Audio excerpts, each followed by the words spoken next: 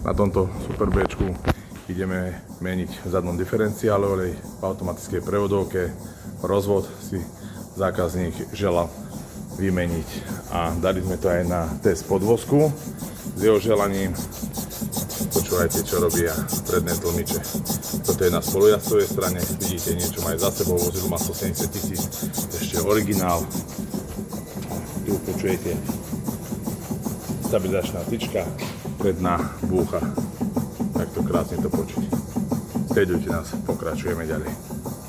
Kolega už nahodil nový rozvod, toto je starý, tu začalo zákazníkovi aj tiež vodná pumpa, tu je založený nový.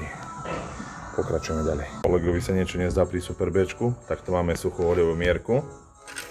Ideme volať zákazníka, či náhodou si nedolieval olej. Pozrite, pokiaľ je olej. Niečo to nie je v poriadku. Takto kolega odchytil olej, 2,5 litra oleja bolo viac vo vozidle, ako píše výrobca. Olej v zadnom diferenciáli, kolega vymenil, tu je starý, v takomto stave. Pokračujeme ďalej. Pokračujeme na Super Bčku. Takto kolega vypustil starý olej z predného diferenciálu. To nám to krásne kvapka. Sledujte nás ďalej.